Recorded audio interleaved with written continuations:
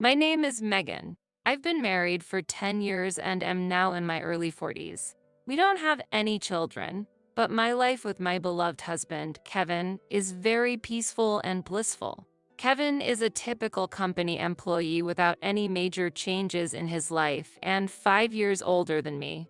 But since I'm working part-time, our two-person household has a reasonable amount of financial leeway, allowing us some luxuries. Our married life has been smooth without any major ups and downs. However, a minor incident started causing ripples in our tranquil daily life. This incident involved the news of my beloved father's death and inheriting his apartment. When we got married, my father started living alone in a new, modern two-bedroom apartment he had purchased. On the other hand, Kevin and I lived in my childhood home, a four-bedroom apartment filled with memories. This childhood home was transferred to me from my father when I got married. Before that, my father, mother, and I used to live there. When I got married, my father gave it to me with his blessings for our happiness. He suggested, "Why not start your new life in this home?" I was elated by his offer. Later on, when my father passed away, I inherited the new two-bedroom apartment he was living in. I was very fond of that apartment, so I decided to rent it out immediately. However, one day, during a conversation with my in-laws, an unexpected suggestion came up. Sarah and her children are living in a small place. How about they move to Megan's four-bedroom apartment? Sarah is Kevin's younger sister who was divorced and raising 3 kids. They were living in a two-bedroom apartment, which might be a bit tight for them. But to be honest, my relationship with Sarah has not been great. Every time we met, she would make slightly sarcastic remarks about us not having children yet. Kevin and I decided to get married when we were just under 30. Since then, Sarah started to make pointed remarks. After crossing 30, her comments became even more hurtful. Remarks like, "You're already past 30 and you still have no kids?" Or "Aren't you seen as less of a woman without children?" Were thrown in jest. But what shocked me the most was an incident after my beloved father passed away. Sarah said, "It's a pity you couldn't show your father the face of his grandchild." It was a moment that left me cold. Sarah is actually 3 years older than me. Instead of a younger sister-in-law, she's more like an older one. We've always tried to treat her as family and interacted with her amicably. But after such remarks, I naturally built a wall in my heart against her. I'm an only child, and my only family was my father. Amidst the grief of losing him, Sarah's words were truly shocking. Time had passed since my father's death, and I hadn't seen Sarah for a while. But out of the blue, my mother-in-law made a surprising proposal. Sarah says she'll pay $500 in rent each month. Looking at my mother-in-law's smug face, I was so shocked that I couldn't say anything. The apartment we lived in was a bit old, but we had taken good care of it, so it was still in a usable condition. There was a big shopping mall nearby, and we could easily take trains and buses. So, if we were to rent out this apartment, I thought it wouldn't go for less than $2,000 a month. But $500? I was truly surprised. Do they even understand the going rate for this area? It's unthinkable for this spacious four-bedroom apartment's monthly rent to be just $500. Maybe they had assumed that I had agreed because I didn't say anything? My mother-in-law seemed very enthusiastic about the idea. "You guys already have another apartment, right? You can just live there. Even if you don't renew the lease, later on, Sarah and the others will move there, so it's fine." How long is the contract term? Kevin was also very excited, saying, "That's really a great idea. The place where your father lived is new and lovely, and it's perfect for just the two of us." At this rate, I felt like the conversation was progressing without considering our opinions, and I started to panic. I couldn't help but blurt out, "Isn't there an option for all of us to live together in this apartment?" My in-laws' house was big and they were the only ones living there. Rooms for Kevin and Sarah are also available, so I thought it would be no problem if they moved in. After all, they've said they want to live in a bigger place. Normally, before making such moves, you would consult with your family, I think. However, moving to the in-laws would mean the kids changing schools, and they seemed concerned about the hassle and cost of buying new school uniforms and gym clothes.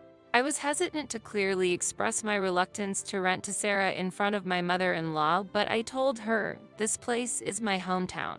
I can't just leave easily." I left their house that day, but my mother-in-law said, "You don't have to decide right away," which made me feel she hasn't given up. When I returned home, I asked Kevin, "This apartment is precious to us? Why are you deciding so easily to leave?" He looked surprised and responded, "Well, it's not a single-family home." I was a bit shocked by his reply. Perhaps because he grew up in a single-family home, an apartment doesn't feel like a real home to him. But I wish he could at least apologize for not understanding my feelings. Upset, I raised my voice. "It's my home, my apartment. Why are you deciding things without consulting me?" Kevin looked upset. "We've been married for 10 years. Why do you say my apartment? It's our apartment." His voice contained a hint of anger. I wished he could understand how I feel about this apartment as my cherished home. If he had hesitated to rent the apartment to his sister, I might not have felt hurt by his words "our place." But at that moment, I felt hurt. We tried to calmly discuss it many times after that, but it wasn't easy. Kevin seemed not to understand my feelings at all, and I got words like money-minded, stubborn, and selfish thrown at me. As time passed and the seasons changed, the wall between us remained unchanged. During that time, I kept receiving messages from my mother-in-law asking if the discussions about living together were progressing. The pressure from my mother-in-law and Kevin, who wouldn't understand my perspective, slowly wore me down. I felt I was reaching my breaking point. One day, I was shocked to receive an email from Sarah. It says, "Why are you two, without kids, hesitating to move out of such a small space? You don't need that big of a place. Just leave." I hadn't heard from Sarah since our discussions about the apartment, and yet here she was, out of the blue, telling me to leave. I never imagined I'd receive such a direct email. Reading that message, I reflected on how much I had endured and felt deep self-loathing.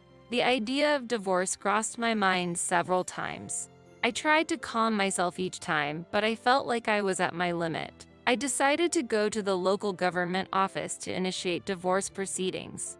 I also decided to reach out to a specific place for the next steps. A few days later, with a renewed mindset, I visited the court. Upon checking, it turned out that both the apartment I lived in and the one I was renting out were all under my name. It was my apartment. Confirming this fact, I decided to confront my relationship with my husband and thought about what I should do next. I wanted to thoroughly discuss everything with him. I've told you many times, this is my house. I just can't stand the idea of renting this apartment to Sarah. I don't want to rent my home to someone who belittles and looks down on me.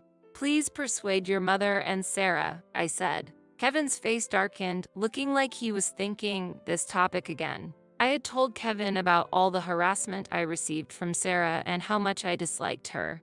I wanted him to understand my feelings, but the outcome was different. Kevin sided with Sarah, saying, "Sarah is right." In hindsight, I could have gotten a divorce at that point, saving myself from this anguish.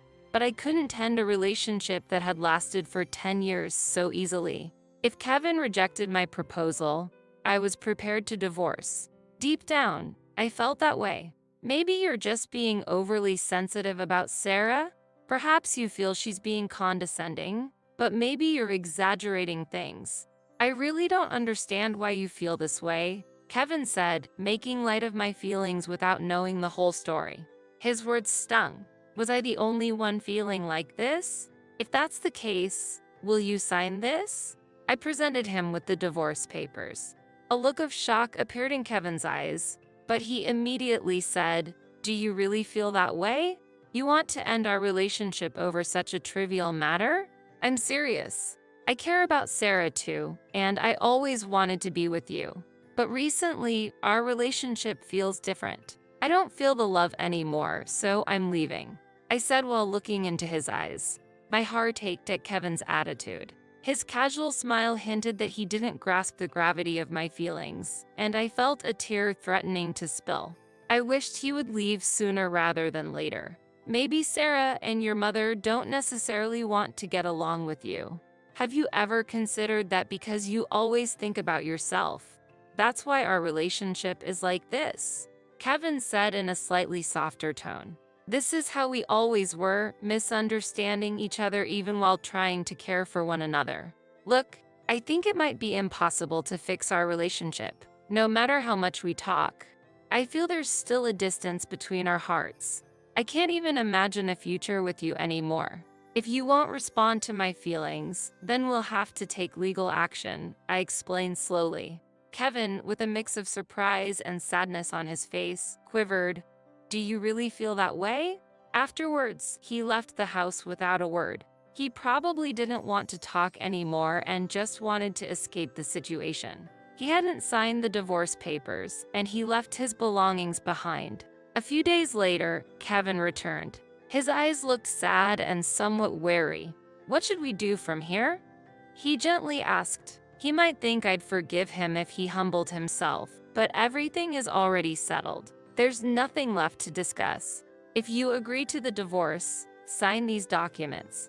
If you can't, then we'll have to seek legal action.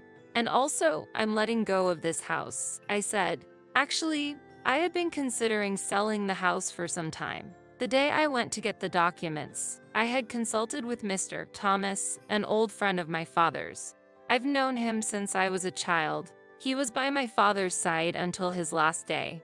Mr. Thomas, who attended my father's funeral, gave me his business card and asked to be contacted if any problems arose. The card listed his law firm's details. With Mr. Thomas' introduction, I was fortunate to get assistance from a judicial scrivener regarding the inheritance my father left behind. When I told Mr. Thomas about my situation, he gave sincere advice. He informed me about the importance of verifying ownership, handling complications in divorce negotiations, and other helpful tips. Thanks to his advice, I could protect myself.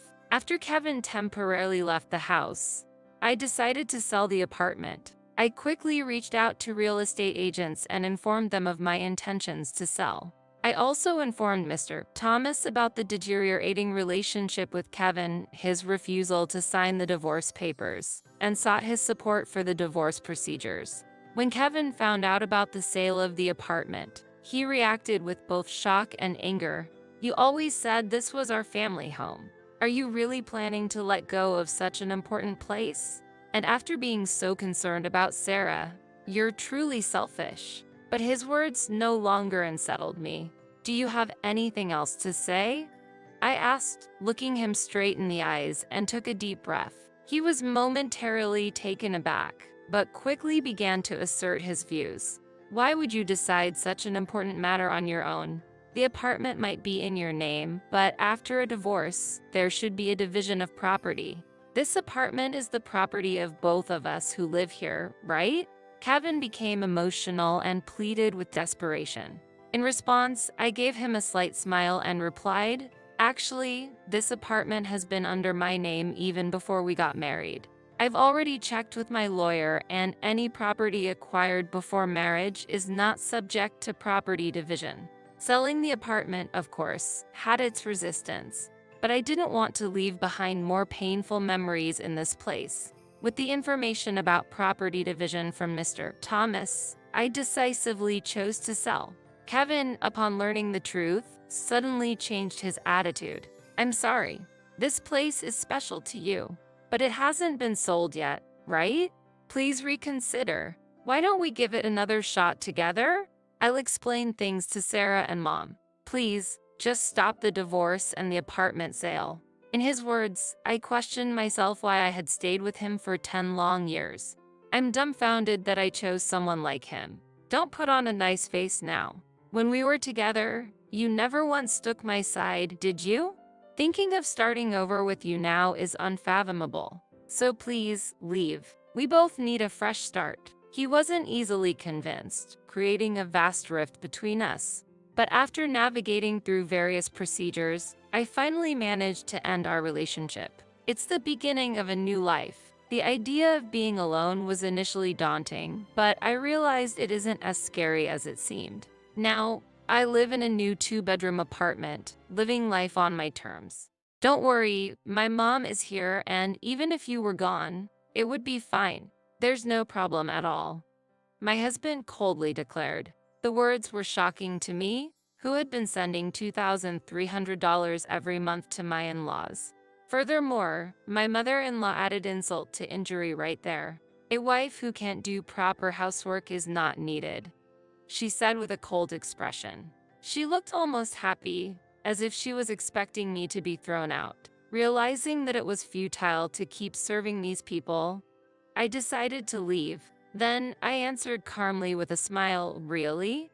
If that's what you say, then I understand. I will leave." To this, my husband Scott exclaimed in surprise, "What?" My name is Claire, a 32-year-old office worker. I met my husband, Scott, through a blind date arranged by a friend. He was bright and sociable, and we quickly got along, got married, and now it's our 5th year of marriage. We don't have any children yet. Scott had been living with his mother until we married, but upon marrying, we built a new house on his family's property. It was Scott's suggestion at the time of our marriage. Because I'm worried about my mom living alone, I want to be near her. But I also want our newlywed life to be just the two of us, so I think this is the best. But won't there be a mortgage for building the house? I wondered. The payments for the house can be fully covered with the inheritance left by my deceased father, so there's no need for a mortgage. The house will be in my name, and there's no cost for the land either. I think it's fine if we just repay in the form of monthly support for my mom. What do you think? Is that okay? Aren't you worried about your mother's livelihood? We'll be supporting her, and she has her part-time job income and her pension, so it's fine. Okay, that's reassuring. Furthermore, when Claire works late, she might help with the housework. That will be a help to you, right? Even though we would live in separate houses on the same property, I was filled with hope at the thought of enjoying our newlywed life and building our dream home. Moreover, getting support with housework during busy times seemed ideal. However, I would later bitterly realize how naive this thought was. The beginning of our marriage was bliss itself. We were both busy with work, but the housework wasn't much, and our new house was clean and easy to maintain. My mother-in-law was also busy with her part-time job and didn't come over too often. The regular support for my mother-in-law and shared living expenses were split between my husband and me. But one day, Scott brought up a new proposal. I'll take care of all the household expenses, so can Claire make the regular transfers to my mom? I want you to transfer it to her bank account every month. What? How much will it be? Maybe about $1,500 per month? But upon recalculating, I realized that $1,500 was less than the previous amount, so I decided to secretly send $2,300 a month without telling Scott. The monthly $2,300 took up a large part of my salary, but other living expenses like utilities, groceries, medical bills, and clothing were significantly higher, so in reality, Scott bore the greater burden. Scott's salary went into a shared account from which I made the transfers, and the remaining amount was added to our savings. This method worked well for a year, but as my mother-in-law quit her part-time job and began to visit more frequently, things started to go awry. I'm getting old, so I decided to quit my job and rest. That's okay, Mom. You don't have to push yourself anymore. We're here for you. Thank you, Scott. You're always so kind. At first, it was a pleasant interaction between mother and son. But looking around the house, it seems you haven't been cleaning properly. Look, there's dust accumulating in every corner. This is something I can't overlook. I'm really sorry. I've been so busy with work recently that I haven't been able to keep up with the housework. That's just an excuse. You're living in Scott's house, so you should at least do the basic housework. And about cooking, I've heard you often take shortcuts. Is that true? I often prepare simple meals when I come home late from work, but I still try my best. Maybe it was a mistake to choose you as Scott's wife. After all these years off marriage, the fact that you still don't have children is also an issue. I think that the fact we don't have children may not necessarily be my fault, but arguing back would only lead to more conflict. Originally, the agreement was that my mother-in-law would help with household chores during tough times when we started living together on the same property. However, it seems both my husband, Scott, and my mother-in-law have forgotten that promise. Anyway, when my mother-in-law is around, her unpleasant attacks are constant. So, I've chosen to ignore them. Amidst such circumstances, a bigger problem befell me. The balance in our joint account was visibly dwindling. The cause of the problem was that Scott's salary hadn't been deposited for 3 months. What does it mean that your salary hasn't been deposited? I confronted him. Oh, about that. Scott began reluctantly, and what he said next was truly shocking. He had quit his job and was looking for a new one. I thought he was going to work every day, but he had actually been job hunting. Why did you quit your job? And it's terrible not to tell me something so important. Yeah, sorry. I really feel bad about it. My boss was very strict, never-ending nagging even for minor mistakes. Everyone makes mistakes, right? According to him, a mistake he made caused the company a significant loss. Normally, such mistakes would warrant a warning from a boss, but he didn't seem to acknowledge his fault. I would be troubled if I were his boss. But since he has already quit, I felt we needed to discuss what to do next. Is there any prospect of finding a new job? The problem is, I can't find a company that matches my skills. At this stage, shouldn't you look for a company that will hire you even if the conditions are lower?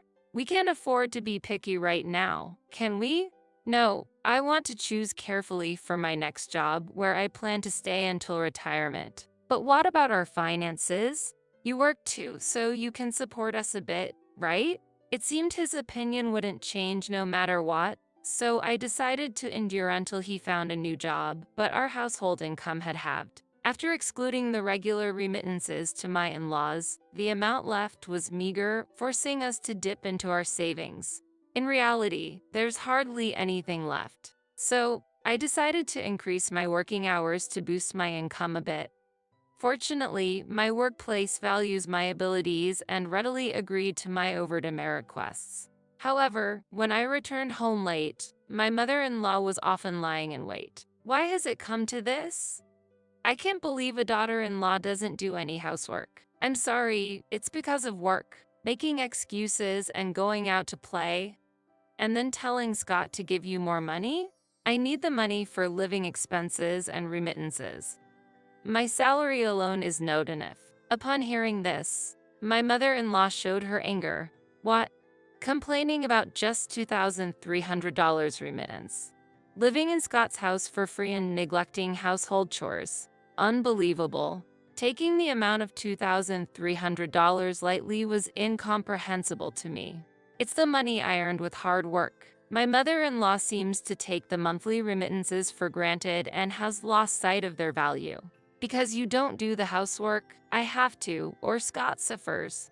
It's tough because of such an incompetent daughter-in-law.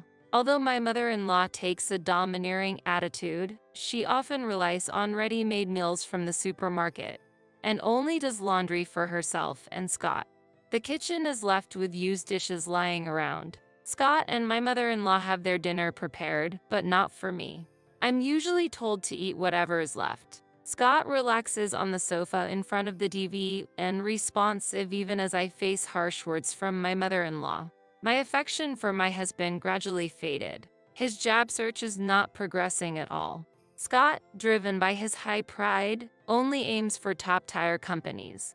A year has passed without him finding a job, and he just spends his days relaxing at home. Hey, if this continues, our savings will run out. Can't you do a part-time job to contribute a little to our household expenses? What? Part-time job? Scott glared at me sharply. This house isn't my name, it's mine. You're just living here and can't even take care of me properly, so it's only natural for you to pay the living expenses. The future looks very uncertain if things continue like this. I'm paying for our living expenses and the remittances to your mother. You know? There's a limit to how much I can earn. Remittances, it's just $2,300, right? Stop nagging. If you don't like it, leave my house. Saying that, he hit the table and left the room. My husband trivialized the amount I worked hard to earn, calling it a mere $2,300.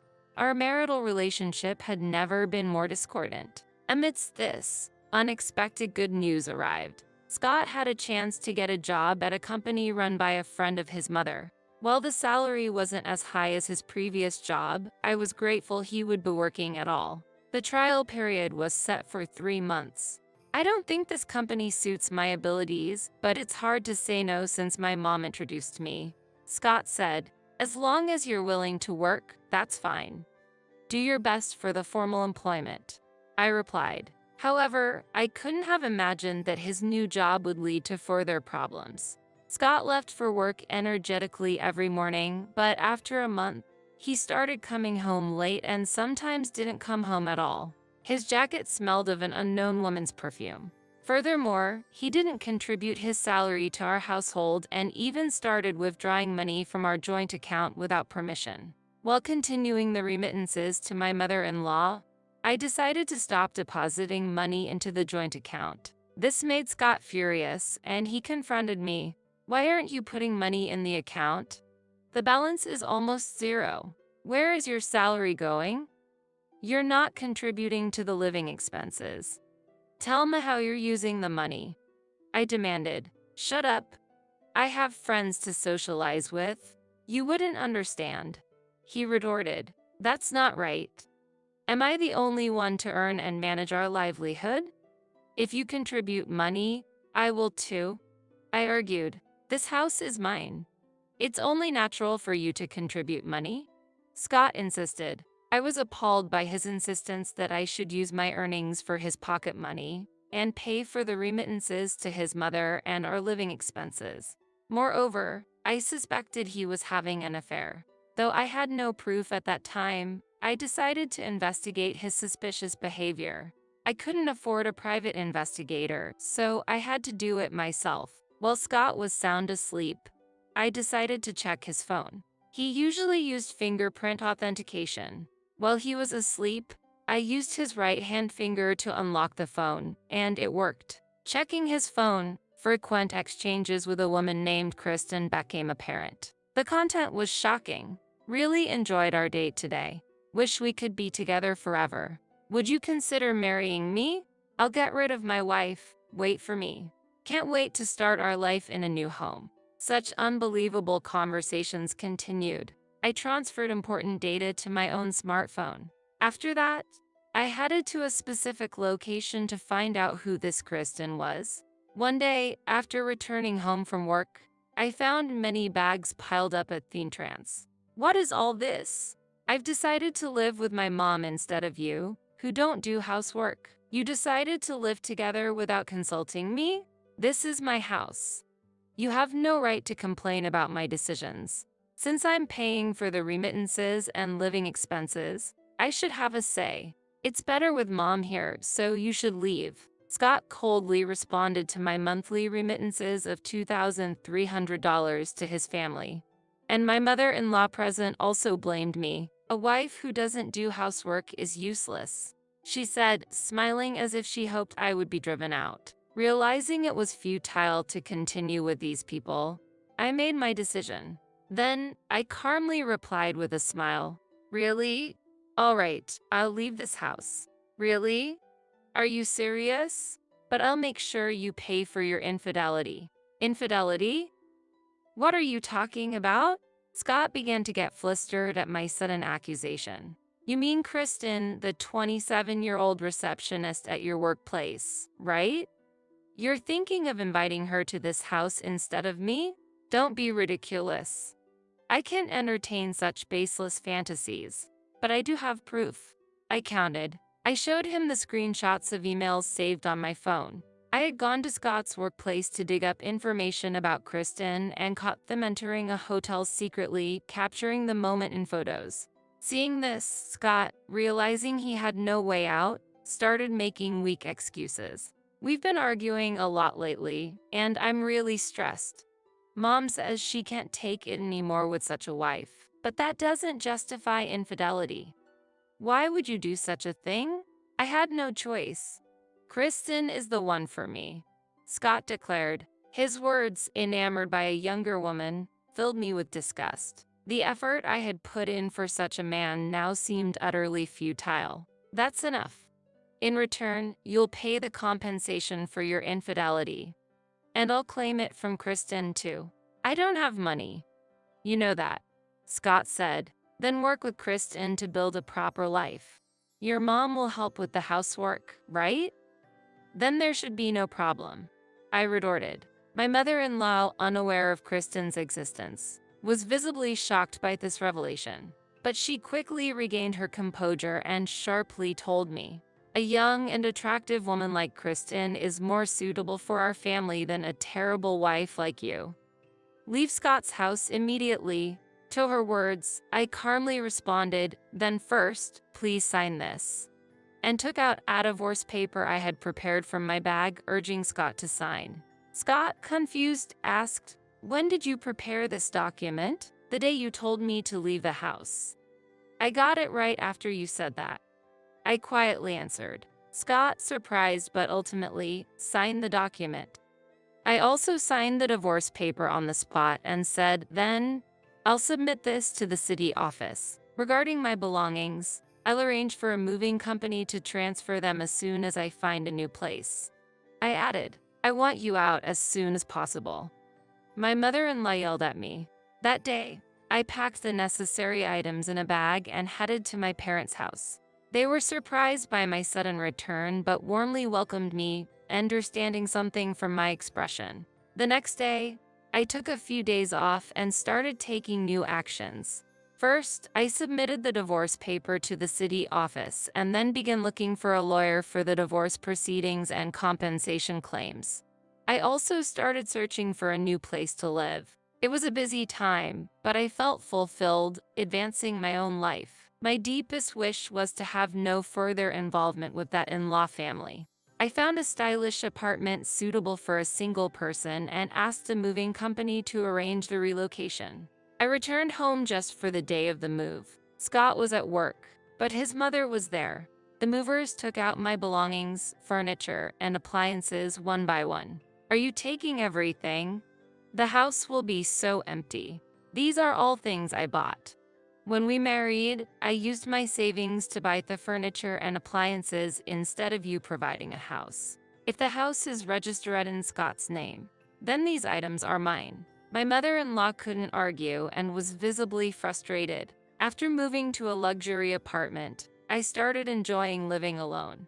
I could use all my income for myself. Thanks to working overtime, I got promoted and my salary increased. This lifestyle continued for about 3 months, and then I started receiving numerous calls from my mother-in-law. I regretted not blocking her, but finally gave in to her persistent calls. Oh, Claire. Finally, I got through. What do you want? Please, can you come back? What? I thought you wanted me to leave? I'm sorry. I've reflected on it. I want you to send $2,300 to my account like before. How self-centered she was. According to her, Scott's workplace affair was exposed, and he couldn't secure regular employment, resorting to part-time jobs.